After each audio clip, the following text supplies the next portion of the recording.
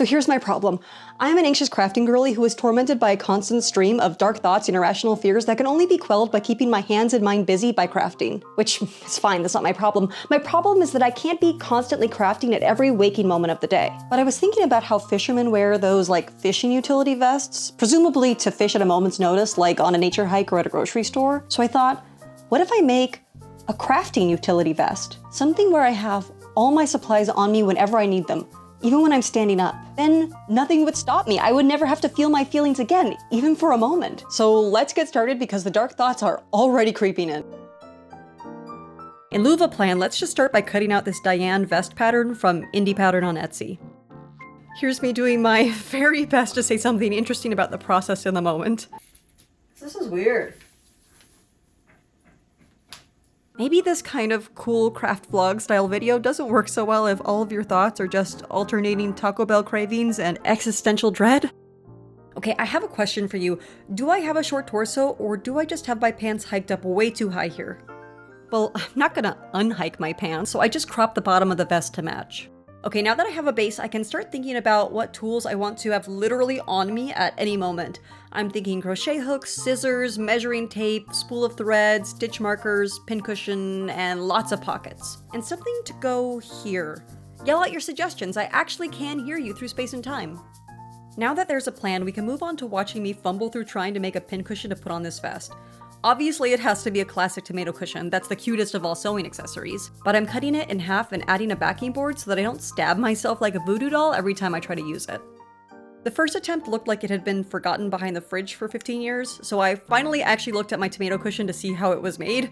Should have done that in the first place. It's just a cylinder with the end cinched. I stuff it with fluff, add on these green strings. Anyone know what these are supposed to represent on the tomato? And then give it a little tomato vine hat. Ugh, it's so cute. It makes me want to continue this garden theme onto the cover of this ugly blue retractable measuring tape. The anxious little worm inside me that can only be appeased by crafting is whispering to me that it should be cross-stitched. And that sounds like a lot of work, but I figured, why not? I'll give it this one. That'll only take like an hour to do, right? Right? Okay, while I work on this, I gotta give you all a big life update. There's this guy who just showed up in our apartment like a month ago and will not leave. He's this really hairy ginger who keeps trying to eat all of our food and wakes us up by breathing loudly in our faces at 5 a.m. I'm gonna show you all what he looks like. Let me know what you think I should do. And do you think there's any way to get him to stop showing his butthole on camera when I'm trying to make crafting videos? Despite his incessant asking for pets and kisses, I managed to finish this cross-stitch and he seems to approve. I planned for this entire project to take a week, and that cross-stitch took 7 hours. So I'm off to a bad start. I just need to not take any more decorative sidetracks. Oh, but what if I hand beat a custom little pull tab for this tape measurer? First, I gotta take this old ugly one off. Oh, no! No! Who could have foreseen that if I did that, I would lose the end of the tape measurer? Okay, I fixed it. Haha! The anxious worm demands a classic bead lizard, and I must obey. Fun fact, so I never throw any crafting supplies away, and here's an example of how I justify it. These beads are left over from the beading I did on my prom dress that I made, like 13 years ago. And look, I finally used like 30 seed beads, so that totally justifies storing thousands of them for over a decade, right? But this little lizard is cute, the worm is pleased, and now I can start on crocheting a little granny square pocket to go here.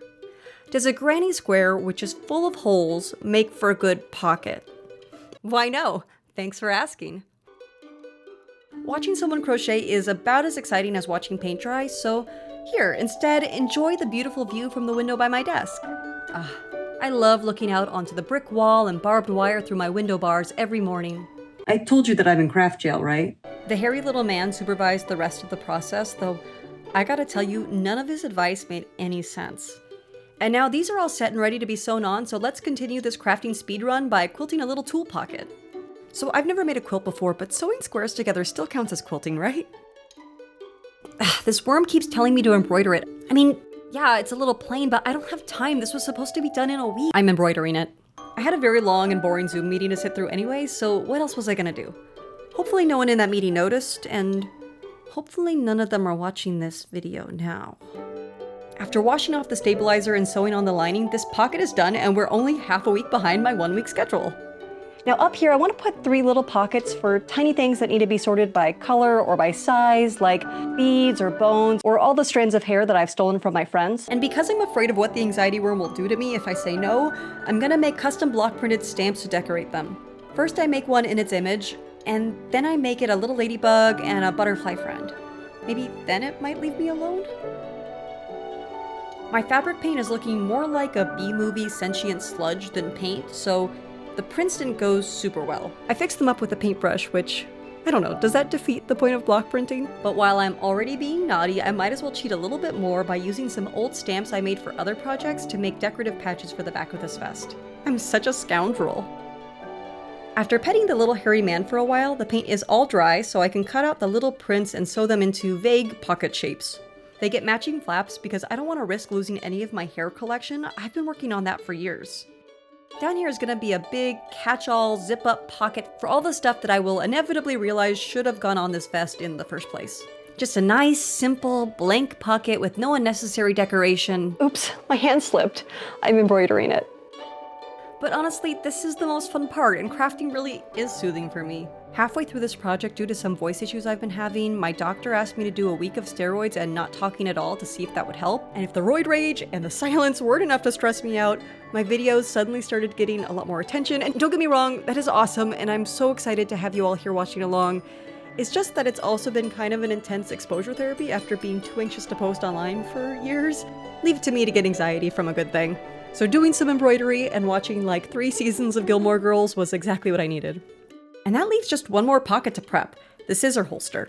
This one's easy, I just cut a piece of felt into the shape of a pizza slice. And now I'm wishing I had decorated it to look like a pizza slice. That would have been so much better. What if I'd made this whole vest pizza themed? That would have been so cute. Well, I guess a little flour will just have to do because now we're ready for a piecing it together montage.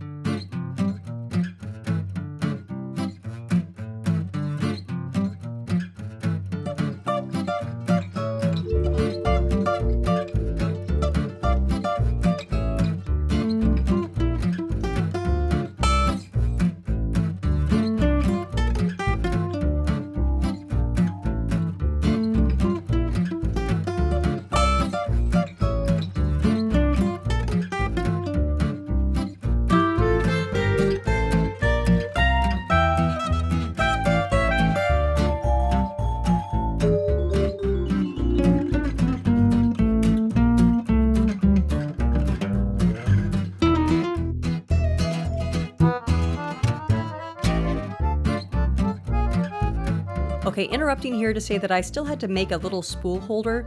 It's basically a braided cord with a loop around the end that goes around a button. Truly genius design.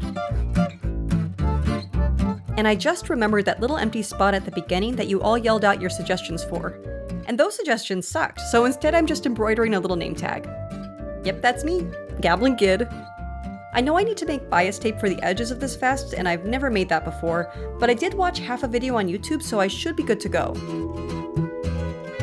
I should have watched the full YouTube video. But I had just barely enough scrappy scraps of fabric left to try again. And after failing to sew a single straight line in the finishing of this vest, it's done and we are ready for the reveal. Are you tired of carrying your craft supplies with you wherever you go? Do you keep stepping on those loose pins that you've thrown aimlessly about your apartment when you're done using them? Do your arms ache from leaning forward just slightly to grab your scissors? Then you need a craft utility vest. Be ready to craft at a moment's notice. Store your pins in a safe place, not your couch cushions. Loose threads are a thing of the past. Never guesstimate your measurements again. Have any tool with you at any time. With these handy sorting pockets, you can sort as many as 2 things. This vest can be yours for the low offer of 37 hours of work while bent over like a cinnamon roll. Order now and we'll throw in nothing, because this is not a product that you can buy in the first place. The craft utility vest. Avoid your feelings anywhere at any time. Why do I keep doing infomercial parodies on this channel? How does this keep happening? Okay, you want to know what I think about this vest? I liked it until I had the idea to make everything food themed because it's just such a missed opportunity. This could have been pizza, this could have been a sardine can, this could have been tomato. I mean, other than that, it's fine. It's not gonna win any awards for best sewing, but that's why I do all the embroidery to distract from the sewing. And this is gonna be great for my goal of crafting forever and never feeling my feelings again, because now I can craft at the park or on a road trip or at a funeral. I've already gotten some funny looks wearing this in public, but by funny, I mean totally delighted, absolutely enchanted, maybe a little bit envious. All right, that's it. I've got lots more crafts, costumes, and handmade critters coming up. The squirrel is next, I promise. So if you like this video, please don't forget to like, comment, and subscribe. That way more people see my videos and I can make more videos. And if you have a little anxious worm inside you too, just remember, go touch crafts. I'll see you next time at Goblin Girl Studio.